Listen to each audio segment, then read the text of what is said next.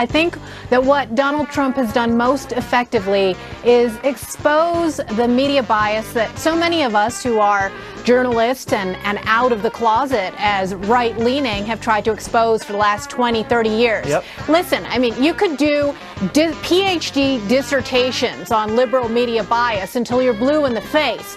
But it wasn't until Trump came along, and I think more effectively than any other Republican politician, was able to poke them in the eye and use social media to expose their false narratives. When the media lies to people, I will never, ever let them get away with it. They have their own agenda, and their agenda is not your agenda.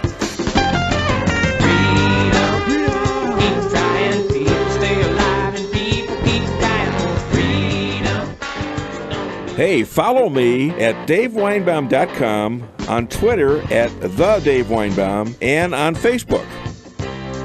Do you remember long ago when George Herbert Walker Bush was at a grocery store technology conference, and they tried to make it look like he didn't know what he was talking about with scanners and make him look ignorant, and it would get repeated over and over and over again, and it took 10 or 15 years before people admitted that the whole thing was a lie. Now we have instant fact-checking, and it is because of the crowdsourcing that's available now in the media and the pushback. And I've lived through the era where, you know, it used to take 100 or 200 conservative blogs to fight back against these liberal lies, and now it just takes one Donald Trump tweet to pop their bubble. What should the American public know about those 22 top secret Clinton emails? I've heard people say this is overblown. I've heard people say this is much ado about nothing. Had the information been released, there would have been harm to national security. So putting lives at risk. Absolutely. Sources and methods, lives, operations. Speaking exclusively to Fox, McCullough says he went to Director of National Intelligence James Clapper about a year before the presidential election. The intelligence agencies had just found their classified information in the Clinton emails. He read through these affidavits very thoroughly, and he said this is extremely reckless. Hey, follow me at DaveWeinbaum.com, on Twitter at TheDaveWeinbaum, and on Facebook. This is WNN Breaking News. Breaking news at this hour on the Weinbaum News Network. The mainstream media is having a meltdown over Trump's comments referring to Elizabeth Warren. This afternoon, the White House on defense, spending a huge part of today's daily briefing insisting that President Trump did not use a racial slur when he stood among American heroes and referred to a senator as Pocahontas. We had a little fight this afternoon. Let's bury the hatchet. We smoke 'em peace pie. You were here long before any of us were here, although we have a representative in Congress who they say was here a long time ago.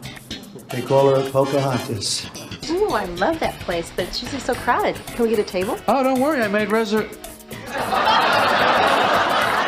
made what? I arranged for the appropriate accommodations. Who, Pocahontas? Pocahontas? Well, no, she's... Look, she is Very offensive. Tell me. Oh, I'm sorry about that.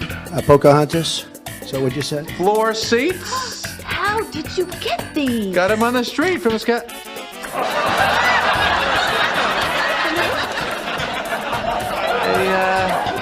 One of those guys. Look, I think that Senator Warren was very offensive when she lied about something specifically to advance her career. I don't understand why no one's asking about that question and why that isn't constantly covered. Do you regret calling her Pocahontas? Do you regret that? I do regret calling her Pocahontas because I think it's a tremendous insult to Pocahontas. That's right.